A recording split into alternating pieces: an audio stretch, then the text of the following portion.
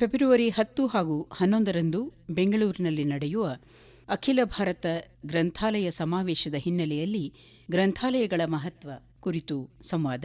ಭಾಗವಹಿಸುವವರು ಕವಿ ನಾಟಕಕಾರ ಎಲ್.ಎನ್. ಮುಕುಂದರಾಜ್ ಹಾಗೂ ಪ್ರಕಾಶಕ ನಾಟಕಕಾರ ರವೀಂದ್ರನಾಥ ಸಿರಿವರ. ಕೇಳಿ ಸಂವಾದ. ಎಲ್ಲರಿಗೂ ನಮಸ್ಕಾರ. ಇದೇ ಫೆಬ್ರವರಿ 10-11ನೇ ತಾರೀಕು ಬೆಂಗಳೂರಿನ ಜ್ಞಾನಜ್ಯೋತಿ ಆಡಿಟೋರಿಯಂನಲ್ಲಿ ನಡೀತಿರುವಂತಹ ಆಲ್ ಇಂಡಿಯಾ ಲೈಬ್ರರಿ ಸಮ್ಮೇಳನ. ಈ ಸಂದರ್ಭದಲ್ಲಿ ನಿಮ್ಮಗಳನ್ನ ಆಹ್ವಾನಿಸೋಸ್ಕರ ನಮ್ಮ ಜೊತೆ ಇದ್ದಾರೆ ಕವಿ, ನಾಟಕಕಾರ, ಚಲನಚಿತ್ರ ನಿರ್ದೇಶಕ ಎಲ್.ಎನ್. ಮುಕುಂದರಾಜ್ ಅವರು ನಮ್ಮ ಜೊತೆ ಇದ್ದಾರೆ. ಅವರಿಗೆ ನಿಮ್ಮೆಲ್ಲರ ಪರವಾಗಿ ನಾನು ಸ್ವಾಗತ ಕೋರ್ತಾ ಇದ್ದೀನಿ. ನಮಸ್ಕಾರ ರವೀಂದ್ರನಾಥ್ ಸಿರಿವರ ಅವರೇ. ಬೆಂಗಳೂರಿನಲ್ಲಿ 10-11ನೇ ತಾರೀಕು ನೀವು ಜ್ಞಾನಜ್ಯೋತಿ ಸಭಾಂಗಣದಲ್ಲಿ ಬಹಳ ದೊಡ್ಡ ಗ್ರಂಥಾಲಯ ಸಮಾವೇಶವನ್ನು, ಅದು ಆಲ್ ಇಂಡಿಯಾ ಮಟ್ಟದ ಲೈಬ್ರರಿ ಕಾನ್ಫರೆನ್ಸನ್ನು ರೂಪಿಸ್ತಾ ಇರೋದು ನನಗೆ ತುಂಬ ಸಂತೋಷ ಕೊಟ್ಟಿದೆ. ನಿಮ್ಗಳ ಜೊತೆಯಲ್ಲಿ ನಾನು ಕೂಡ ಆ ಸಮಾವೇಶದಲ್ಲಿ ಭಾಗವಹಿಸೋದಕ್ಕೆ ಇಷ್ಟಪಡ್ತಾ ಇದ್ದೀನಿ. ಖಂಡಿತ ಸರ್. ಗ್ರಂಥಾಲಯ ಅಂದರೆ ಕೇವಲ 4 ಗೋಡೆ ಮಧ್ಯೆ ಇರುವಂತಹ ಪುಸ್ತಕಗಳ ಸಂಗ್ರಹ ಅಲ್ಲ. ಕವಿಗಳು, ಜನಸಾಮಾನ್ಯರು, ಓದುಗರು, ಪ್ರಕಾಶಕರು ಎಲ್ಲ ಸೇರಿದಾಗಲೇ ಅದು ಗ್ರಂಥಾಲಯ ಅಂತ ಅನಿಸೋದು. ಮೊದಲನೇದಾಗಿ ಈ ಗ್ರಂಥಾಲಯ, ಪ್ರಾಚೀನ ಗ್ರಂಥಾಲಯದ ಇತಿಹಾಸದ ಬಗ್ಗೆ ಕೆಲವು ವಿಷಯಗಳು ತಿಳಿಸ್ಕೊಡ್ತೀರಾ? ಭಾರತೀಯರಿಗೆ ಈ ಗ್ರಂಥ ಸಂಸ್ಕೃತಿ ಅಂತ ಇದೆಯಲ್ಲ, ಇದೇನು ಹೊಸದಲ್ಲ. ನಮ್ಮಲ್ಲಿ ಓದುವವರ ಸಂಖ್ಯೆ ಕಡಿಮೆ ಇದ್ದಾಗ್ಯೂ ಕೂಡ ಎಷ್ಟೋ ಸಾವಿರ ವರ್ಷಗಳಿಂದ, ಸುಮಾರು 2-2.5 ಸಾವಿರ ವರ್ಷಗಳಲ್ಲೇ ಭಾರತದಲ್ಲಿ, ಅದರ ಹಿಂದೆಯೇ ನಳಂದ ಮತ್ತು ತಕ್ಷಶಿಲಾ ಯೂನಿವರ್ಸಿಟಿಗಳಿದ್ದವು. ಅಲ್ಲಿ ಬೃಹತ್ ಗ್ರಂಥಾಲಯಗಳು ಅಲ್ಲಿದ್ದು, ಬೌದ್ಧ ಸಾಹಿತ್ಯ ಅಗಾಧವಾಗಿ ಅಲ್ಲಿತ್ತು. ವಿದೇಶಗಳಿಂದ ವಿದ್ಯಾರ್ಥಿಗಳು ಬಂದು ಆ ಗ್ರಂಥಾಲಯದಲ್ಲಿ ಅಧ್ಯಯನಗಳನ್ನು ಮಾಡ್ತಾಯಿದ್ರು ಅನ್ನೋದಕ್ಕೆ ಬೇಕಾದಷ್ಟು ದಾಖಲೆಗಳು ನಮಗೆ ಸಿಗ್ತವೆ. ಅಷ್ಟು ಪುರಾತನವಾದದ್ದು ಭಾರತೀಯ ಗ್ರಂಥ ಸಂಸ್ಕೃತಿ ಅಂತಲೇ ಹೇಳಬೇಕಾಗುತ್ತೆ. ಆದರೆ ವಿಷಾದದ ಸಂಗತಿ ಏನು ಅಂತಂದರೆ, ಆ ಗ್ರಂಥಾಲಯಗಳು ಕಾಲಾಂತರದಲ್ಲಿ ಬೇರೆ ಬೇರೆಯವರ, ಅಂದರೆ ಸ್ಥಳೀಯರೇ ಆಗಿದ್ದಂಥ ಜನರ ಸಂಘರ್ಷದ ಕಾರಣಕ್ಕಾಗಿ ಬಲಿಯಾಗಿ, ದಾಳಿಗೆ ಒಳಗಾಗಿ ಅವೆಲ್ಲ ನಾಶ ಆಗ್ತಾ ಹೋಗ್ತವೆ. ಅಷ್ಟಾದರೂ ಕೂಡ ನಮ್ಮ ಜನರ ಮನಸ್ಸಿನೊಳಗಡೆ ಈ ಗ್ರಂಥಗಳ ರೂಹುಗಳು, ಚಹರೆಗಳು ಹೇಗೆ ಉಳ್ಕೊಂಡಿದ್ದು ಅನ್ನೋದಿದೆಯಲ್ಲ, ಅದು ಬಹಳ ಮುಖ್ಯವಾದದ್ದು. ಯಾಕೆಂದರೆ ಒಂದು ರಾಮಾಯಣದಂಥ ಒಂದು ಶ್ರೇಷ್ಠವಾದ ಮಹಾಕಾವ್ಯ, ಮಹಾಭಾರತದಂಥ ಕಾವ್ಯ, ಕಾಳಿದಾಸನ ರಘುವಂಶ ಇರ್ಬೋದು, ಮೇಘದೂತ ಇರ್ಬೋದು, ಭಾರವಿಯ ಕಿರಾತಾರ್ಜುನಿಯ ಇರ್ಬೋದು, ಭಾಸ ಮಹಾಕವಿಯ ನಾಟಕಗಳಿರ್ಬೋದು, ಇವೆಲ್ಲವೂ ಅಲ್ಲಲ್ಲಲ್ಲೇ ಎಲ್ಲೆಲ್ಲೋ ಶೇಖರಣಗೊಂಡಿದ್ದೋ ಅವು ಮತ್ತೆ ಮತ್ತೆ ಓದುಗರಿಗೆ ಸಿಗ್ತಾ ಇದ್ದು. ಆ ಕಾಲದಲ್ಲಿ ಎಷ್ಟು ಜನ 2% ಓದ್ತಾ ಇದ್ರೋ, 3% ಓದ್ತಾ ಇದ್ರೋ, ಅವರಿಗೆ ಅವೆಲ್ಲ ಸಿಗ್ತಾ ಇದ್ದೋ. ಆಮೇಲೆ ನಮ್ಮ ಜನ ಇದ್ರಲ್ಲ, ಗ್ರಂಥಾಲಯ ಅವರ ಮನೋರಂಗದೊಳಗೆ, ಮನೋಗೃಹದಲ್ಲಿ ನೆಲೆಯಾಗ್ಬಿಟ್ಟಿತ್ತು. ಅದಕ್ಕೆ 9ನೇ ಶತಮಾನದ ನಮ್ಮ ಕವಿರಾಜ ಮಾರ್ಗಕಾರ ಶ್ರೀ ವಿಜಯ, ಅವನು ಎಷ್ಟು ಚೆನ್ನಾಗಿ ಹೇಳ್ತಾನೆ ಅಂತಂದರೆ, ಕನ್ನಡಿಗರ ಬಗ್ಗೆ ಹೇಳೋದು. ಕನ್ನಡಿಗರು ಭಾಳ ಪುಸ್ತಕದ ಅಭಿಮಾನಿಗಳಾಗಿದ್ದರು ಅನ್ನೋಂಥದ್ದು ಗೊತ್ತಾಗುತ್ತೆ. ಎಷ್ಟು ಚೆನ್ನಾಗಿ ಹೇಳ್ತಾನೆ ಕೇಳಿ. ಕುರಿತೋದದೆಯಂ ಕಾವ್ಯಪ್ರಯೋಗ ಪರಿಣಿತ ಮತಿಗಳ್, ಇದು ಕವಿರಾಜ ಮಾರ್ಗದಲ್ಲಿ 9ನೇ ಶತಮಾನದಲ್ಲಿ ಬಂದಿರುವ ಒಂದು ಮಾತು. ಇದರ ಅರ್ಥ ಏನು? ಇವರು ಯಾವುದೇ ಉದ್ಗ್ರಂಥಗಳನ್ನು ಓದ್ದೇ ಇದ್ದಾಗ್ಯೂ ಅಂತ ನಮಗಿದು ಸೌಂಡ್ ಆಗ್ತಾಯಿದ್ರು, ಕೇಳಿಸ್ಕೊಳ್ತಾಯಿದ್ರು. ಉದ್ಗ್ರಂಥಗಳಿದ್ದೋ ಓದೋರು ಓದ್ತಿದ್ರು, ಓದ್ದಲೇ ಇರೋರು ಹಾಗೇ ಇದ್ದರು. ಕುರಿತೋದದೆಯಂ ಕಾವ್ಯಪ್ರಯೋಗ ಪರಿಣಿತ ಮತಗಳು, ಯಾವುದೇ ಉದ್ಗ್ರಂಥಗಳನ್ನು ಓದ್ದೇ ಇದ್ದರು. ಇವರ ಪ್ರತಿಭೆ ಎಷ್ಟು ವಿಸ್ತಾರವಾಗಿತ್ತು, ವ್ಯಾಪಕವಾಗಿತ್ತು ಅಂದರೆ, ಇವರು ಮಹಾಕಾವ್ಯಗಳನ್ನು ಪ್ರಯೋಗ ಮಾಡುವುದರಲ್ಲಿ ಪರಿಣಿತ ಮತಿಗಳಾಗಿದ್ದರು ಕನ್ನಡಿಗರು. 1100 ವರ್ಷಗಳ ಹಿಂದೆ ಹೇಳಿರೋ ಈ ಮಾತನ್ನು ಕನ್ನಡಿಗರಾದ ನಾವು ಈ ಕ್ಷಣದಲ್ಲಿ ನಿಂತು ನೆನಪು ಮಾಡಿಕೊಂಡ್ರೆ ಎಷ್ಟು ಹೆಮ್ಮೆ ಅಂತದೆ. ಅದೇ ಕಾರಣಕ್ಕಾಗಿಯೇ ಅಲ್ವಾ ನಮ್ಮಲ್ಲಿ ಈಗ ಶಿಷ್ಟ ಸಾಹಿತ್ಯ, ಪಂಪ, ಕುಮಾರ ವ್ಯಾಸ ಇವರೆಲ್ಲ ಒಂದು ಕಡೆ ಬರವಣಿಗೆ ಮಾಡ್ಕೊಂಡು ಬಂದರು. ಆದರೆ ನಮ್ಮ ಗ್ರಾಮೀಣ ಪ್ರದೇಶದ ಜನ ಮಹಾಕಾವ್ಯಗಳನ್ನು, ಜನಪದ ಮಹಾಕಾವ್ಯಗಳನ್ನು ಸೃಷ್ಟಿ ಮಾಡಿದರು. ಅವರು ಅಕ್ಷರವೇ ಗೊತ್ತಿರಲಿಲ್ಲ ಅವರಿಗೆ. ಆಮೇಲೆ ಪುಸ್ತಕ ಬರೆಯೋ ರೀತಿಯೂ ಗೊತ್ತಿರಲಿಲ್ಲ. ತಾಳೆಗರಿ ಅಂದರೆ ಏನೂ ಗೊತ್ತಿರಲಿಲ್ಲ. ಅವಾಗೆಲ್ಲ ತಾಳೆಗರಿಗಳು ತಾನೆ, ಈಗೇನೋ ಪುಸ್ತಕ ಪ್ರಿಂಟ್ ಮಾಡ್ತಾ ಇದ್ದೀವಿ ನಾವು, ಅವಾಗೆಲ್ಲ ತಾಳೆಗರಿಗಳು, ಅದು ಗೊತ್ತಿಲ್ಲ. ಅವರು ಪೀಳಿಗೆಯಿಂದ ಪೀಳಿಗೆಗೆ ಎಂತೆಂಥ ಕಾವ್ಯ, ಮಂಟೇಸ್ವಾಮಿ ಕಾವ್ಯ, ಮಲೆಮಹದೇಶ್ವರನ ಕಾವ್ಯ, ಅರ್ಜುನ ಜೋಗಿ ಕಾವ್ಯ, ಜುಂಜಪ್ಪನ ಕಾವ್ಯ, ನಂಜುಂಡೇಶ್ವರನ ಕಾವ್ಯ, ಬಿಳಿಗಿರಿ ರಂಗನ ಕಾವ್ಯ, ಅಷ್ಟೇ ಅಲ್ಲ ಸೌದತ್ತಿ ಯಲ್ಲಮ್ಮನ ಕಾವ್ಯ, ಇವೆಲ್ಲವನ್ನು ಕಟ್ಟಿದವರು ಯಾರು? ಅನಕ್ಷರಸ್ಥ ಜನ. ಇವೆಲ್ಲವೂ ಗ್ರಂಥಗಳೇ. ಇವು ಮಸ್ತಕದಲ್ಲಿದ್ದಂಥ ಪುಸ್ತಕಗಳು, ತಲೆ ಒಳಗೆ ಇಟ್ಟುಕೊಂಡು ನಾಲಿಗೆಯಿಂದ ನಾಲಿಗೆಗೆ ತಲುಪಿಸಿ ಪೀಳಿಗೆಯಿಂದ ಪೀಳಿಗೆಗೆ ದಾಟಿಸಿದಂಥ ಜನ ಅವರು. ಇದು ನಮ್ಮ ಕನ್ನಡದ ಅಥವಾ ಭಾರತೀಯರ ಗ್ರಂಥಾಲಯ ಸಂಸ್ಕೃತಿಯ ಹಿನ್ನೆಲೆ ಇದು. ಖಂಡಿತ ಸರ್, ತುಂಬ ವಿಸ್ತಾರವಾಗಿ ಹೇಳಿದ್ದೀರಿ ನೀವು. ಗ್ರಂಥಾಲಯದ ಇತಿಹಾಸವನ್ನು ನಾವು ಪುಸ್ತಕದಿಂದ ಮಸ್ತಕಕ್ಕೆ ಹೋಗಿ ಜನಪದವಾಗಿಸುವಂತಹ ಪುಸ್ತಕಗಳನ್ನು, ಗ್ರಂಥಗಳನ್ನು ನೀವು ಉಲ್ಲೇಖಿಸಿದ್ದೀರ. ತುಂಬ ಖುಷಿಯಾಗುತ್ತೆ ಸರ್. ಇವತ್ತಿನ ಗ್ರಂಥಾಲಯದ ಅಗತ್ಯ ಏನು ಸರ್? ಅಲ್ಲ, ಇದು ಹೊಸ ಕಾಲ. ನಮಗೆ ಗೊತ್ತಿದೆ ಈ ಕಾಲ ಎಷ್ಟು ತೀವ್ರಗತಿಯಲ್ಲಿ ಮುನ್ನಡೀತಾ ಇದೆ ಅಂತ. ಇದು ಜನ್ರೇಷನಿಂದ ಜನ್ರೇಷನ್ಗೆ, ಅಂದರೆ ಪೀಳಿಗೆಯಿಂದ ಪೀಳಿಗೆಗೆ ಜನ ಹೆಚ್ಚು ಬುದ್ಧಿವಂತರಾಗ್ತಾ ಇದ್ದಾರೆ. ಅಂದರೆ ಇದನ್ನು ಗಮನಿಸಿ ನೀವು. ನಮ್ಮ ಆಲೋಚನಾ ಕ್ರಮ ಸ್ಟ್ಯಾಗ್ನೆಟ್ ಆಗಿಲ್ಲ. ಒಂದು ಕಾಲದಲ್ಲಿ ಒಂದೇ ರೀತಿ ಒಳಗಡೆ ಇರ್ತಾ ಇತ್ತೆ ಹೊರತು ಮುಂದುವರಿತಾ ಇರಲಿಲ್ಲ. ಇವತ್ತು ಬಹಳ ತೀವ್ರವಾಗಿ ಪೀಳಿಗೆಯಿಂದ ಪೀಳಿಗೆಗೆ ಹೊಸ ಕಾಲದ ಹುಡುಗರು ವಿಶೇಷವಾಗಿ ಯೋಚನೆ ಮಾಡುವಂಥ ಸಾಮರ್ಥ್ಯವನ್ನು ಪಡ್ಕೊಂಡಿದ್ದಾರೆ. ಇಂಥ ಕಾಲದಲ್ಲಿ ಅವರಿಗೆ ಅಗತ್ಯವಾಗಿರೋದೇನು? ಪುಸ್ತಕಗಳ ಅಗತ್ಯ ತುಂಬ ಇದೆ. ನಮ್ಮಲ್ಲಿ ಪುಸ್ತಕ ಸಂಸ್ಕೃತಿ ನೋಡಿ, ನಿಮಗೆ ಗೊತ್ತಿದೆ, ಹಿಂದೆ ಎಲ್ಲ ತಾಳೆಗರಿಗಳ ಮೇಲೆ ಬರಿತಾಯಿದ್ರು. ಹೆಂಗೆ ಬರಿತಾಯಿದ್ರು ಕವಿಗಳು ಅಂತಂದರೆ, ಕುಮಾರವ್ಯಾಸಂದು ಒಂದು ಪದ್ಯ ನೆನಪಾಗತ್ತೆ ನನಗೆ. ಹಲಗೆ ಬಳಪವನ್ ಹಿಡಿಯದೊಂದಗ್ಗಳಿಕೆ, ಪದವಿಟ್ಟು ಅಳುಪದೊಂದಗ್ಗಳಿಕೆ ಅಂತ ಒಂದು ಅವನ ನಾಂದಿ ಪದ್ಯದಲ್ಲಿ ಹೇಳ್ತಾನೆ. ಏನಿದ್ರ ಅರ್ಥ? ಹಲಗೆ ಬಳಪವ ಹಿಡಿಯದೊಂದಗ್ಗಳಿಕೆ. ಹಲಿಗೆ ಅಂತಂದರೆ ಆಗಿನ ಕಾಲದ ಕವಿಗಳೇನು ಮಾಡೋರು ಅಂತಂದರೆ, ಬಳಪ ತಗೊಳ್ಳೋರು ಒಂದು ಸ್ಲೇಟ್ ಥರ ಹಲಿಗೆ ತಗೊಂಡು ಅದ್ರ ಮೇಲೆ ಮೊದಲು ಆ ಪದ್ಯ ಬರೆದು ತಿದ್ದಿ ಅದೆಲ್ಲ ಮಾತ್ರೆಗಳು ಲಯ ಅದೆಲ್ಲ ಸರಿಯಾಯ್ತಾ ಅಂತ ನೋಡ್ಕೊಂಡು ಲೆಕ್ಕಾಚಾರ, ಆಮೇಲೆ ತಾಳೆಗರಿ ಮೇಲೆ ಫೈನಲ್ ಆಗಿ ಪ್ರತಿಯನ್ನು ತೆಗಿತಾ ಇದ್ರು ತಾಳೆಗರಿ ಮೇಲೆ. ಆದ್ರೆ ಕುಮಾರವ್ಯಾಸನ ಸಾಮರ್ಥ್ಯ ಏನು ಅಂದರೆ, ನಾನು ಹಂಗಲ್ಲ, ನಾನು ಏಕ್ದಮ್ಮು ತಾಳೆಗರಿ ಮೇಲೆ ಬರೆದವನು. ಹಲಗೆ ಬಳಪವನ್ ಹಿಡಿಯದೊಂದು ಅಗ್ಗಳಿಕೆ, ಪದವಿಟ್ಟು ಅಳುಪದೊಂದಗ್ಗಳಿಕೆ. ನಾನು ಒಂದು ಸರಿ ಪದ ಹಾಕಿದೆ ಅಂದರೆ ಮುಗ್ದೈ, ಅದನ್ನು ಅಳಿಸ್ತಾ ಇರಲಿಲ್ಲ ನಾನು. ಅದಕ್ಕೆ ಏಕ್ದಮ್ ನೇರವಾಗಿ ತಾಳೆಗರಿಯ ಮೇಲೆ ಬರಿತಾ ಇದ್ದೆ. ಇದು ಆ ಕಾಲದ 500 ವರ್ಷದ ಹಿಂದೆ ಇದ್ದಂಥ ಒಂದು ಪುಸ್ತಕ. ನೋಡಿ, ಇದು ಹೀಗೆ ಇತ್ತು. ನಮಗೆ 16-17ನೇ ಶತಮಾನದಲ್ಲೆಲ್ಲ ಹೀಗೇ. ಬ್ರಿಟಿಷರು ಈ ದೇಶಕ್ಕೆ ಬಂದ ಮೇಲೆ ನಮಗೆ ಪುಸ್ತಕ ಸಂಸ್ಕೃತಿ ಪ್ರಾರಂಭ ಆಯಿತು. ಪ್ರಿಂಟೆಡ್ ಕಾಗದ ಪುಸ್ತಕ ಸಂಸ್ಕೃತಿ ಅಂತಂದರೆ ತಾಳೆಗರಿಯಿಂದ ಶಿಫ್ಟ್ ಆದರು. ಇವರೆಲ್ಲರೂ ಶಿಫ್ಟ್ ಆಗಿ ಸುಮಾರು ನಮ್ಮಲ್ಲಿ ಕನ್ನಡಕ್ಕೆ ಸಂಬಂಧಪಟ್ಟಂತೆ 18ನೇ ಶತಮಾನದಲ್ಲಿ ಮಂಗಳೂರಿನಲ್ಲಿ ಶುರುವಾದಂಥ ಒಂದು ಮುದ್ರಣ ಇತ್ತಲ್ಲ, ಇದು ಕ್ರಿಶ್ಚಿಯನ್ ಮಿಷನರಿಗಳು ಮಾಡಿದಂಥ ಮುದ್ರಣ ಯಂತ್ರವನ್ನು ಅವರು ತಂದು ಅಲ್ಲ ಹಾಕ್ತಾರೆ. ಅವರಿಗೆ ಬೈಬಲ್ನ ಪ್ರಿಂಟ್ ಮಾಡಬೇಕು ಅನ್ನೋ ಆಸೆ. ಆದರೆ ಅದ್ರ ಜೊತೆಗೆ ಆ ಪುಣ್ಯಾತ್ಮರು ಏನು ಮಾಡ್ತಾರೆ, ಅನೇಕ ಕನ್ನಡದ ಕಾವ್ಯಗಳನ್ನು ಮುದ್ರಣ ಮಾಡಿಕೊಡ್ತಾರೆ. ಆಮೇಲೆ ನಮಗೆ ಆವಾಗ ಕಾವ್ಯಗಳು ಸಿಕ್ಕೇ ಇರಲಿಲ್ಲ. ನಮ್ಮಲ್ಲಿ ನೋಡಿ, ಪಂಪ 1000 ವರ್ಷದ ಹಿಂದೆ ಇದ್ದಂಥ ದೊಡ್ಡ ನಮ್ಮ ಕನ್ನಡದ ಮೊಟ್ಟ ಮೊದಲ ಕವಿ ಅಂತ ಹೇಳ್ತೀವಿ. ಕನ್ನಡದ ಪಂಪನನ್ನ ಮೊಟ್ಟ ಮೊದಲ ಕವಿಯನ್ನು ಕನ್ನಡಿಗರು ಎಲ್ಲಿ ಓದಿದ್ರು? ಓದೇ ಇರಲಿಲ್ಲ ರೀ. ನಮಗೆ ಗೊತ್ತೇ ಇರಲಿಲ್ಲ. ನಮಗೆ ಹುಡುಕೊಟ್ಟವ್ರು ಯಾರು? ಯಾವಾಗ? ಬ್ರಿಟಿಷರು. ಅದು ಅವ್ರ ಹೆಸರು ಹೇಳ ನಿಮಗೆ, BL ರೈಸ್ ಅಂತ ಹೇಳಿ. BL ರೈಸು 1898ರಲ್ಲಿ ಕಿಟ್ಟಲ್ಲು, ರೈಸು, ಫ್ಲೀಟು ಇವರೆಲ್ಲ ಭಾಳ ದೊಡ್ಡ ಕನ್ನಡಕ್ಕೆ ಕೊಡುಗೆ ಕೊಟ್ಟಂಥ ವಿದೇಶಿ ವಿದ್ವಾಂಸರು. ಅವರು ನಮಗಾಗಿ ಮಾಡಿಕೊಟ್ಟ ಕೆಲಸ ಇದೆಯಲ್ಲ. ರೈಸು ಇಲ್ಲಿ ಬೆಂಗಳೂರಿನಲ್ಲಿ ಈ KR ಸರ್ಕಲಿಂದ ಮುಂದೆ ನೃಪತುಂಗ ರಸ್ತೆ ಅಂತ ಇದೆ ನೋಡಿ, ಅಲ್ಲಿ ಸಾರ್ವಜನಿಕ ಶಿಕ್ಷಣ ಇಲಾಖೆ ಅಂತ ಇದೆ. ಆ ಇಲಾಖೆಯಲ್ಲಿ ಆಯುಕ್ತರಾಗಿದ್ದರು. ಇವಾಗ ಯಾರೋ ಒಬ್ಬರು IAS ಆಫೀಸರ್ ಆಯುಕ್ತರಿದ್ದಾರಲ್ಲ, ಅವರ ಸ್ಥಾನದೊಳಗಡೆ ಹಿಂದೆ 1898ರಲ್ಲಿ BL ರೈಸ್ ಇದ್ದರು. ಅವರು ಅಧಿಕಾರಿಯಾಗ್ಬಿಟ್ಟು CPI ಕಮಿಷನರ್ ಆಗಿದ್ರು. ಅವರು ಬೆಂಗಳೂರಿನಲ್ಲಿ ಕೂತಿರಲಿಲ್ಲ. ಅವರು ಇಡೀ ಕರ್ನಾಟಕದ ಉದ್ದಗಲಕ್ಕೂ ಅಲ್ದಾಡೋರು. ಎಲ್ಲ ಸಹಾಯಕರು, ಮೇಷ್ಟ್ರುಗಳು ಇವರು ಸಹಾಯ ಪಡ್ಕೊಂಡು, ಪಂಡಿತರದೆಲ್ಲ ಸಹಾಯ ಪಡ್ಕೊಂಡು ಏನೇನು ತಾಳೆಗರಿ ಇದೆ ತಗೊಂಬರ್ರಯ್ಯ ಅಂತ ತರಿಸಿ ಮತ್ತು ಅದನ್ನು ಅಭ್ಯಾಸ ಮಾಡಿರು, ಕಲ್ತರು, ಕನ್ನಡ ಕಲ್ತರು. ಪಂಪೊಂದು ಸಿಕ್ಬಿಡುತ್ತೆ, ಆದಿಪುರಾಣ, ವಿಕ್ರಮಾರ್ಜುನ, ವಿಜಯ ಎಲ್ಲ. 1898ರಲ್ಲಿ ಅದನ್ನು ತಿದ್ದಿ ಪುಸ್ತಕ ರೂಪದಲ್ಲಿ ಮೊಟ್ಟ ಮೊದಲಿಗೆ BL ರೈಸ್ ಅವರು ಪ್ರಕಟ ಮಾಡ್ತಾರೆ, ಕನ್ನಡದ ಮೊದಲನೇ ಕವಿ. ಆಯ್ತಪ್ಪ, ನೀವು ಇನ್ನೂ ಒಂದು ಪ್ರಶ್ನೆ ಕೇಳ್ಬೋದು, ಸರ್ ಪಂಪನಿಗಿಂತ ಮೊದಲು ಯಾರೂ ಇರಲಿಲ್ವಾ? ಅದೇ ನಾನು ಕೇಳ್ಬಿಡಿ. ಯಾಕಂದ್ರೆ ಮೊದಲನೇ ಕವಿ, ನಾವು ಕನ್ನಡದ ಮೊದಲನೇ ಕವಿ ಪಂಪ ಅಂತೀವಿ. ಪಂಪನಿಂದ ಕುವೆಂಪುವರೆಗೂ ಇತ್ತೀಚಿನ ದಿನಗಳವರೆಗೂ ಮಾತಾಡ್ತಾನೆ ಇರ್ತೀವಿ ನಾವು.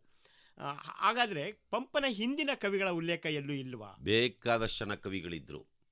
ನಿಮಗೆ ಇವರ ಉಲ್ಲೇಖಗಳು ಇದಾವೆ. ಉಲ್ಲೇಖಗಳೆಲ್ಲಿದ್ದಾವೆ? ಕೇಶಿರಾಜನ ಶಬ್ದಮಣಿ ದರ್ಪಣದಲ್ಲಿದೆ, ಕವಿರಾಜ ಮಾರ್ಗದೊಳಗಡೆ ಇದೆ. ಈ ವಿದ್ವಾಂಸರು, ಈ ಕವಿರಾಜ ಮಾರ್ಗ ಬರೆದಂಥ ಶ್ರೀವಿಜಯ ಇರ್ಬೋದು, ಆಮೇಲೆ ಕೇಶಿರಾಜ ಇರ್ಬೋದು, ಶಬ್ದಮಣಿ ದರ್ಪಣವನ್ನು ಬರೆದಂಥ ಕೇಶಿರಾಜ ಇರ್ಬೋದು, ಇವರು ಬಹಳ ದೊಡ್ಡ ಆ ಕಾಲದ ವಿದ್ವಾಂಸರು. ಅವ್ರೇನು ಮಾಡ್ತಾಯಿದ್ರು ಅಂದರೆ ಇಡೀ ತನ್ನ ಕಾಲದ ತನ್ನ ಹಿಂದಿನ ಪೂರ್ವದ ಕವಿಗಳ ಎಲ್ಲ ಕೃತಿಗಳನ್ನು ಹರಡ್ಕೊಂಡು ಅವುಗಳಿಂದ ಹೆಕ್ಕಿ ಹೆಕ್ಕಿ ಆಯ್ದು ಆ ಪದ್ಯಗಳನ್ನು ಸಂಗ್ರಹಿಸಿ ಅವುಗಳಿಗೆ ಇವರು ಭಾಷೆಗಳನ್ನು ಬರೆಯೋದು, ಟೀಕೆಗಳನ್ನು ಬರೆಯೋದು ಮತ್ತು ಅವುಗಳನ್ನು ಉದಾಹರಣೆಯಾಗಿ ಕೊಡೋದು ಇಂಥದ್ದೆಲ್ಲ ಮಾಡ್ತಾಯಿದ್ರು. ಆ ರೀತಿಯಾಗಿ ಬೇಕಾದಷ್ಟು ಕವಿಗಳನ್ನ ಅವರು ಉಲ್ಲೇಖಿಸಿದ್ದಾರೆ. ಅವ್ರು ಯಾರೂ ಸಿಕ್ಕಿಲ್ಲ. ನಿಮ್ಗೆ ಆ ಥರದ ಒಬ್ಬ ಕವಿ ಹೇಳ್ತೀನಿ, ದುರ್ವಿನೀತ ಅಂಥೇಳಿ. ದುರ್ವಿನೀತ ಅವನು 6-7ನೇ ಶತಮಾನದಲ್ಲಿ ಇದ್ದಂತಹ ತಲಕಾಡಿನ ಸಾಮ್ರಾಜ್ಯದ ಚಕ್ರವರ್ತಿ ದುರ್ವಿನೀತ. ಅವನು ಮಹಾನ್ ವಿದ್ವಾಂಸ. ಅವನಿಗೆ ಕನ್ನಡ ಸಂಸ್ಕೃತ ಎರಡೂ ಬರ್ತಾ ಇತ್ತು. ಭಾರವಿಯ ಕಿರಾತಾರ್ಜುನ ವಿಜಯಕ್ಕೆ ಅವನು ಭಾಷ್ಯ ಬರೀತಾನೆ. ಆಮೇಲೆ ಗಜಶಾಸ್ತ್ರವನ್ನು ಬರೀತಾನೆ. ಯಾರು? ದುರ್ವಿನೀತ. ಅವು ಸಂಸ್ಕೃತದಲ್ಲಿ ಸಿಕ್ಕಿದ್ದಾವೆ. ಕನ್ನಡದಲ್ಲಿ ಒಂದು ಮಹಾಕಾವ್ಯ ಬರೆದಿದ್ದಾನೆ ಅವನು. ಆದರೆ ಅದು ಇಲ್ಲಿಯವರೆಗೆ ಸಿಕ್ಕಿಲ್ಲ. ಅದರ ಕೆಲವು ಪದ್ಯಗಳು ಮಾತ್ರ ಇವರಲ್ಲಿ ಶಬ್ದಮಣಿ ದರ್ಪಣದಲ್ಲಿ, ಕವಿರಾಜ ಮಾರ್ಗದಲ್ಲಿ ಉಲ್ಲೇಖಿಸಲಾಗಿದೆ. ಹಾಗಾಗಿ ಇನ್ನೂ ಒಬ್ಬ ಕವಿ ಇದ್ದ, ಇನ್ನೂ ಬಹಳಷ್ಟು ಜನ ಕವಿ ಇದ್ದರು. ಅವರು ಏನಾದರೂ ಈ ಕಾಲಕ್ಕೆ ನಮ್ಗೆ ಸಿಕ್ಕಿದ್ರೆ, ಯಾರಾದರೂ ನಮ್ಮ ಪಂಡಿತರು ಅದನ್ನು ಹುಡುಕಿ, ಈ ತಾಳೆಗರಿ ಇಂಥದ್ರೆಲ್ಲ ನೈಪುಣ್ಯತೆ ಇರೋವಂಥವ್ರು, ಹಳಗನ್ನಡವನ್ನು ಓದುವಂಥವ್ರು ಅದನ್ನು ಹುಡುಕಿ ಪರಿಶೋಧಿಸಿ ಮುದ್ರಿಸಿ ಸಂಪಾದಿಸಿ ಕೊಟ್ಟರೆ ಕನ್ನಡಕ್ಕೆ ಇನ್ನೊಂದು 400-500 ವರ್ಷಗಳ ಕಾವ್ಯದ ಇತಿಹಾಸ ಹಿಂದಕ್ಕೆ ಹೋಗುತ್ತೆ. ಖಂಡಿತ ಸರ್. ನೀವು ಹೇಳ್ತಿದ್ರಿ ತಾಳೆಗರಿಯಿಂದ ನಮಗೆ ಶಿಫ್ಟ್ ಆಗಿದ್ದೀವಿ ನಾವು, ಅಂದರೆ ಪುಸ್ತಕದ ಪೇಪರ್ ಸಂಸ್ಕೃತಿಗೆ ಬ್ರಿಟಿಷರ ಸಹಾಯದಿಂದ ನಾವು ಶಿಫ್ಟ್ ಆದವು. ನಾವು ಈಗ ಅಲ್ಲಿಂದ ಮುಂದಕ್ಕೆ ಬರ್ತಾ ಇದ್ದೀವಿ. ನಾವು ಪೇಪರ್ ಸಂಸ್ಕೃತಿಯಿಂದ ಡಿಜಿಟಲ್ ಸಂಸ್ಕೃತಿಗೆ ಈ ಪುಸ್ತಕಗಳು, ಲೈಬ್ರರಿಗಳು ಶಿಫ್ಟ್ ಆಗ್ತಾ ಇದೆ. ಒಂದು ನಾವೆಲ್ಲ ಪುಸ್ತಕವನ್ನು ಕೈಲಿಡಿದು ಓದಿ ಅದರ ಆನಂದ ಪಡ್ತಾ ಇದ್ದಿದ್ದು, ಓದ್ತಾ ಓದ್ತಾ ಎದೆ ಮೇಲೆ ಹಂಗೆ ಪುಸ್ತಕ ಇರೋದು, ನಿದ್ದೆ ಮಾಡ್ತಾ ಇದ್ದು, ಇವೆಲ್ಲರೂ ಸಾಕಷ್ಟು ಅನುಭವಗಳು ಎಲ್ಲ ಇವ್ರಿಗೆ ಆಗಿರುವಂತಹ ಇದು. ಈಗ ಅಲ್ಲಿಂದ ಡಿಜಿಟಲ್ ಯುಗಕ್ಕೆ ನಾವು ಕಾಲಿಡ್ತಾ ಇದ್ದೀವಿ. ಇದರ ಪರಿಣಾಮ ಅಥವಾ ಇದರ ವಿಶೇಷತೆ, ಇದರ ಬಗ್ಗೆ ಏನು ಹೇಳ್ಬೋದು? ಯಾವುದರಿಂದಲೂ ಯಾವುದೋ ಪರಿಣಾಮ ಆಗುತ್ತೆ ಅನ್ನುವಂಥ ಆತಂಕ ನಾವು ಯಾರು ಇಟ್ಕೊಳ್ಬೇಕಾಗಿಲ್ಲ. ಅಂದರೆ ಕಾಲ ಇದು ಯುಗ ಧರ್ಮ, ವಿಜ್ಞಾನ ಧರ್ಮ. ಈ ಕಾಲಕ್ಕೆ ತಕ್ಕ ಹಾಗೆ ಬದಲಾವಣೆಗಳು ಆಗ್ತಾ ಇರ್ತವೆ. ನಮ್ಮಲ್ಲಿ ಬೇಕಾದಷ್ಟು ಸಂಶೋಧನೆಗಳಾಗ್ತಾ ಇರೋದ್ರಿಂದ ಈ ಡಿಜಿಟಲ್ ಒಂದಾಗಿದೆ. ಅದು ನಮ್ಮ ಅನುಕೂಲಕ್ಕಾಗಿಯೇ ಬಂದಿರೋದು ಅಂತಲೇ ಭಾವಿಸಬೇಕು. ಆದರೆ ನೀವು ಹೇಳಿದ್ದು ಸರಿ ರವಿ. ಏನು ಗೊತ್ತಾ, ಒಂದು ಪುಸ್ತಕ ಕೈಲಿಟ್ಕೊಂಡು ಅದನ್ನು ಓದ್ಕೊಂಡು ಕೂತ್ಕೊಳ್ಳೋದು, ಬೇಕಾದಾಗ ತುಗುಡಿಸೋದು, ಅಥವಾ ಎಚ್ಚರಾದಾಗ ಮತ್ತೆ ಒಂಚೂರು ಕಾಫಿನೋ ಟೀನೋ ಕುಡಿತಾ ಮತ್ತು ಓದೋದು. ಸೊ ಹಿಂಗೆಲ್ಲ ಮಾಡ್ತಾ ಇದ್ವಲ್ಲ, ಆ ಆನಂದ ಬೇರೆ. ಈಗ ಡಿಜಿಟಲ್ ಅಂದರೆ ಈ ಮೊಬೈಲಲ್ಲೋ ಕಂಪ್ಯೂಟ್ರಲ್ಲೋ ಕೂತ್ಕೊಂಡು ಆ ಸ್ಕ್ರೀನ್ ಮೇಲೆ ಓದ್ತಾ ಕಣ್ಣುಗಳು ನೋವೆಲ್ಲ ಬರೋದೆಲ್ಲ ಇದೆಯಲ್ಲ, ಅದು ಇನ್ನೂ ಬೇಜಾರಾಗ್ಬಿಡುತ್ತೆ. ನಮಗೆ ಮೊದಲೇ ನಮ್ಮ ಮನೆ ಬರ ಎಂಥದ್ದು ಗೊತ್ತೇನ್ರಿ, ಪುಸ್ತಕ ಇಟ್ಕೊಂಡ್ರೆ ನಿದ್ದೆ ಬರುತ್ತೆ. ನನಗೆ ನಮ್ಮ ಸ್ನೇಹಿತ ಒಬ್ಬ ನೆನಪಾಗ್ತಾನೆ. ಅವನು, ಅಣ್ಣ ಪುಸ್ತಕ ಇಟ್ಕೊಂಡು ಓದು ಒಂಥರ ಕಷ್ಟ ಕಣಣ, ಮತ್ತು ಏನಪ್ಪ ಮಾಡ್ಬೇಕಾದ್ರೆ ಒಂದು ಸೈಜ್ಗಲ್ಲಿ ಒರೆಸ್ಬಿಡು, ವಿಧಾನಸೌಧ ತಕ್ಕ ಒತ್ಕೊಂಡು ಹೊಟ್ಟೋಯ್ತೀನಿ ಅಂತ. ಏನಿದು ನಿಜ ನೋಡಿ, ಆ ಹುಡುಗ ಹೇಳಿದ್ದು ಸತ್ಯ. ಅದು ಏನು ಅಂತಂದರೆ, ನಾವು ಶ್ರಮ ಸಂಸ್ಕೃತಿಗೆ ಸೇರಿದವರು. ಒಂದು ಗಾಡಿ ಸೌದೆ ತಂದಾಕ್ಬಿಡಿ, ನಾವೇನು ಮಾಡ್ತೀವಿ, ಅಂಗಿ ಕಳ್ಜಿಟ್ಟು ಒಂದು ಕೊಡ್ಲಿ ಕೈ ಕೊಟ್ಟರೆ ಮಧ್ಯಾಹ್ನದಷ್ಟೊತ್ತಿಗೆ ಅದನ್ನೆಲ್ಲ ಸೀಳಿ ಕೊಟ್ಬಿಡ್ತೀವಿ. ಆದರೆ ಅದೇ ಒಂದು ಕೈಯಲ್ಲಿ ಒಂದು ಪುಸ್ತಕ ಕೊಟ್ಟರೆ ಅದನ್ನ ಹಿಡ್ಕೊಂಡು ಓದೋದ್ರೊಳಗೆ 4 ಪೇಜ್ ಓದೋದ್ರೊಳಗೆ ನಿದ್ದೆ ಮಾಡೋಕ್ಕೆ ಶುರು ಮಾಡ್ತೀವಿ. ಇದು ಯಾಕೆ ಅನ್ನೋ ಪ್ರಶ್ನೆ ಇದೆ. ಇದು ಯಾಕೆ ಅಂತಂದರೆ, ನಮಗೆ ಪರಂಪರಾಗತವಾಗಿ ನಮಗೆ ಓದುವ ಅಭ್ಯಾಸವೇ ಇರಲಿಲ್ಲ. ನಮ್ಮ ಅಪ್ಪ ಓದಲಿಲ್ಲ, ನಮ್ಮ ತಾತ ಓದಲಿಲ್ಲ, ಮುತ್ತಾತ ಓದಲಿಲ್ಲ. ಈಗ ನನ್ನನ್ನು ಓದು ಅಂದರೆ ಎಲ್ಲಿ ಓದ್ತೀನಿ? ಓದುವುದು ಕೂಡ ಒಂದು ಹವ್ಯಾಸ. ಇದು ಈ ಬೇರೆ ಬೇರೆವೆಲ್ಲ ದುಶ್ಚಟಗಳಿದ್ದಾವೆ. ಇದು ಅತ್ಯಂತ ಉಪಯುಕ್ತವಾದಂಥ ಒಂದು ಶುದ್ಧವಾದಂಥ ಚಟ. ಇದು ಅಭ್ಯಾಸ, ಪ್ರಾಕ್ಟೀಸ್ ಮಾಡ್ಕೊಂಡ್ರೆ ಏನಾಗುತ್ತೆ ಗೊತ್ತಾ ರವೀಂದ್ರನಾಥ್? ಒಂದು ಸರಿ ನೀವು ಓದೋದನ್ನ ಅಭ್ಯಾಸ ಮಾಡ್ಕೊಂಬಿಡಿ, ಮುಂದಿನ ದಿನಗಳಲ್ಲಿ ಪುಸ್ತಕ ಬಿಟ್ಟು ನಿಮಗೆ ಬದುಕೋಕ್ಕೆ ಸಾಧ್ಯ ಇಲ್ಲ. ಓದ್ತಲೇ ಇರಬೇಕು, ಏನು ಸಿಗುತ್ತೋ ಅದನ್ನೆಲ್ಲ ಓದಬೇಕು. ಆ ಥರದ ಒಂದು ತಲ್ಲೀನತೆ, ಒಂದು ಅಲೌಕಿಕತೆ ಪುಸ್ತಕ ಓದಿನಿಂದ ಮನುಷ್ಯನಾದವನಿಗೆ ಬರ್ತದೆ. ಅದನ್ನು ನಾವು ಅರ್ಥ ಮಾಡ್ಕೋಬೇಕು. ಅದಕ್ಕೆ ಹೇಳಿರೋದು, ಪುಸ್ತಕ ಅನ್ನೋದು ನಿಮಗೆ ಒಳ್ಳೆಯ ಸ್ನೇಹಿತನಿದ್ದಂತೆ. ಆ ಸ್ನೇಹಿತ ಯಾವಾಗಲೂ ನಿಮ್ಮ ಜೊತೆಲಿ ಇಟ್ಕೊಳ್ಳಿ. ನಮಗೂ ಅದೇ ಪದ್ಧತಿ ಇತ್ತು. ಬ್ಯಾಗ್ನಲ್ಲಿ ಒಂದು ಪುಸ್ತಕ ಇದ್ದೇ ಇರೋದು ನಮಗೆ, ಎಲ್ಲೋದ್ರೂ ಜರ್ನಿನಲ್ಲಿ ಆ ಥರ ಆಗ್ತಿತ್ತು. ಹೌದು, ಈಗ ಪುಸ್ತಕ ಅನ್ನೋದು, ಈ ಗ್ರಂಥ ಅನ್ನೋದು ಈ ಪಂಡಿತರ ಸೊತ್ತಾಗಿತ್ತು. ಈಗ ಗ್ರಾಮೀಣ ಲೈಬ್ರರಿ, ಗ್ರಾಮೀಣ ಲೆವೆಲ್ಗೆ ಹೋಗಿ ಅದು ಪಾಮರರಿಗೂ ಪುಸ್ತಕ ಅನ್ನೋದು ಎಟುಕುವ ನಿಟ್ಟಿನಲ್ಲಿ ಈಗ ಆಗ್ತಾ ಇದೆ. ಸೊ ಗ್ರಾಮೀಣ ಗ್ರಂಥಾಲಯದ ಬಗ್ಗೆ ನಿಮ್ಮ ಅಭಿಪ್ರಾಯಗಳು ಸರ್? ಈಗ ವಿದ್ಯಾಭ್ಯಾಸ ತುಂಬ ವ್ಯಾಪಕವಾಗಿ ಎಲ್ಲ ಹಳ್ಳಿಗಳಲ್ಲೂ ವ್ಯಾಪಕವಾಗಿ ಹರಡಿದೆ. ಹೌದು. ಈಗ ನಾವೇನು ನಮ್ಮ ತಂದೆ ತಾಯಿಂದಿರು ಅವರು ಎಷ್ಟೇ ಕಷ್ಟಪಡಲಿ, ಕೂಲಿ ಮಾಡ್ತಾ ಇರಲಿ, ಅವರು ನಮ್ಮ ಮಕ್ಕಳು ವಿದ್ಯಾವಂತರಾಗಬೇಕು ಅನ್ನೋವಂಥ ಒಂದು ಬಹಳ ದೊಡ್ಡ ಆಸೆಯನ್ನು ನಮ್ಮ ತಂದೆ ತಾಯಿಂದಿರು ಇಟ್ಕೊಂಡಿದ್ದಾರೆ. Yes. ಎಷ್ಟು ಕಷ್ಟ ಆದರೂ ಸಾಲ ಮಾಡಿ ಆದರೂ ಕೂಡ ಅವರು ಶಾಲೆಗೆ ಮಕ್ಕಳುಗಳನ್ನ ಸೇರಿಸ್ತಾ ಇದ್ದಾರೆ. ಒಂದು ಕಾಲದಲ್ಲಿ ಇದಿರಲಿಲ್ಲ. ಈಗ ನಮ್ಮಪ್ಪನಿಗೆ ನನ್ನನ್ನು ಓದಿಸ್ಬೇಕು ಅನ್ನೋದೇ ಇರಲಿಲ್ಲ. ಯಾಕೆ ಓದಕ್ಕೆ ಹೋಗ್ತಿದ್ದೀಯ, ಯಾವುದಾನ ಹೋಟ್ಲಿಗೆ ಹೋಗಿ ಕೆಲಸಕ್ಕೆ ಸೇರ್ಕೊ, 150 ರೂಪಾಯಿ ಸಂಬಳ ಕೊಡ್ತಾರೆ, ಅದರೊಳಗೆ ನೀನು 50 ಇಟ್ಕೊಂಡು ನನಗೆ 100 ತಂದು ಕೊಡು ಅಂತ ಆ ಕಾಲದಲ್ಲಿ ಹೇಳೋರು ನಮ್ಮ ತಂದೆ ತಾಯಿಂದಿರು. ನಮ್ಗೆ ಓದೋಂಥದ್ರ ಬಗ್ಗೆ ಅಷ್ಟು ನಮ್ಮ ಪೂರ್ವಿಕರಿಗೆ ಆಸೆ. ಈ ಹೊಲ ಇಷ್ಟೊಂದದೇ, ಈ ಹೊಲ ಉತ್ಕೊಂಡಿರೋದು ಬಿಟ್ಟು ಯಾಕೆ ಹೋಯ್ತಿ ಅಲ್ಲಿಗೆ ಅನ್ನೋ ರೀತಿ ಒಳಗಡೆ ಯೋಚನೆ ಮಾಡೋದು. ಆದರೆ ಇವತ್ತು ಹಂಗಿಲ್ಲ, ಕಾಲ ಬದಲಾಗಿದೆ. ನೋಡಿ, ಒಂದು ಕಾಲದಲ್ಲಿ ಹೆಣ್ಣು ಮಕ್ಕಳಿಗೆ ವಿದ್ಯಾಭ್ಯಾಸನೇ ಮಾಡಕ್ಕೆ ಕಳಿಸ್ತಾ ಇರಲಿಲ್ಲ. ಇವ್ರಿಗೆ ಯಾಕ್ರಿ ಓದಿಸ್ಬೇಕು, ಇವ್ರು ನಾಳೆ ಯಾವುದೋ ಗಂಡನ ಮನೆಗೆ ಹೋಗಿ ಅಲ್ಲೇ ಅವ್ರ ಮನೇಲಿ ಪಾತ್ರೆ ತೊಳ್ಕೊಂಡು ಮಕ್ಕಳನ್ನ ಎತ್ಕೊಂಡಿರ್ಬೇಕಾದಂಥ ಹೆಣ್ಮಕ್ಳಿಗೆ ಯಾಕೆ ಓದಿಸ್ಬೇಕು ಅಂತ ಓದಿಸ್ತಿರ್ಲಿಲ್ಲ. ಆದರೆ ಇವತ್ತು ಎಷ್ಟು ಆಶ್ಚರ್ಯ ನೋಡಿ. ಇದು ಎಂಥದೇ ಮಗು ಹುಟ್ಟಲಿ, ಹೆಣ್ಣು ಹುಟ್ಟಲಿ ಗಂಡು ಹುಟ್ಟಲಿ, ಅದು ಬಡವ್ರ ಮನೆಯೋ ಶ್ರೀಮಂತರ ಮನೆಯೋ, ಎಲ್ಲ ಪ್ರತಿಯೊಬ್ಬರ ಮನೆಯವರು ಕೂಡ ತಮ್ಮ ಮಕ್ಕಳು ವಿದ್ಯಾವಂತರಾಗಬೇಕು ಅಂತ ಓದಿಸ್ತಾ ಇದ್ದಾರೆ. ಈ ಓದುವಿಕೆಯ ಅವರ ದೃಷ್ಟಿ ಗ್ರಹಿಕೆ ಇದೆಯಲ್ಲ, ಅದು ಸೀಮಿತವಾದ್ದು. ಏನೋ ಒಂದು ಕೆಲಸ ಪಡೆಯೋಕ್ಕೋಸ್ಕರ ಓದಬೇಕು ಅಂತ ಓದ್ತಾ ಇದ್ದಾರೆ. ಅದಲ್ಲ, ಮನುಷ್ಯನೊಬ್ಬ ವಿವೇಕಿಯಾಗಿ ನಾರಾಯಣತ್ವದ ಕಡೆಗೆ ಹೋಗ್ಬೇಕು. ಕುವೆಂಪು ಭಾಳ ಚೆನ್ನಾಗಿ ಹೇಳ್ತಾರೆ, ಖಗವಾಗಿ ಮೃಗವಾಗಿ ಏನೇನೋ ಆಗಿ ನಾರಾಯಣತ್ವದ ದಾರಿ ತೋರ ಅಂತ ಹೇಳ್ತಾರೆ ನೋಡಿ. ಆ ಬಾಯಿಲಿ ಸಂಭವಿಸು ಅನ್ನೋ ಕವಿತೆ ಒಳಗಡೆ ಆ ನಾರಾಯಣತ್ವ ಅಂದರೆ ದೈವತ್ವವನ್ನ ಪಡಿಬೇಕಾದ್ರೆ ಅಕ್ಷರವೇ ಪ್ರಧಾನ ದಾರಿ, ಅದೇ ಎತ್ತರದ ಮಾರ್ಗ. ಅದನ್ನು ಬಿಟ್ಟರೆ ಬೇರೆ ಇಲ್ಲ. ಆ ಅಕ್ಷರಗಳು ನಮ್ಗೆ ಎಲ್ಲಿ ಸಿಗ್ತಾ ಇದ್ದಾವೆ? ಪುಸ್ತಕದಲ್ಲಿ ಸಿಗ್ತಾ ಇದ್ದಾವೆ. ಆ ಪುಸ್ತಕಗಳನ್ನು ನಾವು ಓದಿ ಅಭ್ಯಾಸ ಮಾಡ್ಕೊಂಡು ಪುಸ್ತಕವನ್ನು ಪ್ರೀತಿಸಬೇಕು. ಅದಕ್ಕೆ ಹಳ್ಳಿಗಳಲ್ಲಿ ಸುಮಾರು 7,000 ಗ್ರಂಥಾಲಯಗಳು ನಮ್ಮ ಕರ್ನಾಟಕ ಸರ್ಕಾರ ಕಳೆದ 4-5 ದಶಕಗಳಿಂದ ಮಾಡಿದೆ. ಹಳ್ಳಿಯ ಜನ ಅದನ್ನು ಉಪಯೋಗವನ್ನು ಪಡ್ಕೋಬೇಕು. ದುರದೃಷ್ಟ ಏನು, ಹಳ್ಳಿಯ ಜನ ಹೋಗ್ತಾರೋ ದಿವಸ ಅದೇ ಸಮಸ್ಯೆ ಆಗ್ತಿರೋದು. ನಮ್ಮಲ್ಲಿ ಸರ್ಕಾರ ಒಂದು ಕಟ್ಟಡ ಕೊಡುತ್ತೆ, ಅದಕ್ಕೆ ಪುಸ್ತಕಗಳ ತುಂಬ್ತಾರೆ. ಆದರೆ ನಮ್ಮ ಹಳ್ಳಿಯ ಜನ ಆ ಗ್ರಂಥಾಲಯದ ಒಳಗೆ ಬರುವಂತಹ ಕ್ರಮ ಮಾಡಬೇಕಲ್ಲ, ಅವ್ರನ್ನ ಕರ್ಕೊಂಬರ್ಬೇಕಲ್ಲ, ಅದು ಹೇಗೆ? ನಮ್ಮ ಹಳ್ಳಿಯ ಜನಕ್ಕೆ ನೋಡಿ, ಗ್ರಂಥಾಲಯಕ್ಕಿಂತ ದೇವಾಲಯ ಮುಖ್ಯ ಅಂತ ಹೇಳ್ತಾರೆ. ಆದರೆ ಬಾಬಾ ಸಾಹೇಬ್ ಅಂಬೇಡ್ಕರ್ ಏನು ಹೇಳ್ತಾರೆ? ನಮಗೆ ಮನುಷ್ಯನಿಗೆ ಬೇಕಾಗಿರೋದು ದೇವಾಲಯ ಅಲ್ಲ, ಗ್ರಂಥಾಲಯ ಅಂತೇಳಿ. ಆದರೆ ನಮ್ಮ ಮನಸ್ಸಿಗೆ ಇನ್ನೂ ಅದು ನಾಟಿಲ್ಲ. ಬಾಬಾ ಸಾಹೇಬರ ಮಾತು ನಾಟಿಲ್ಲ.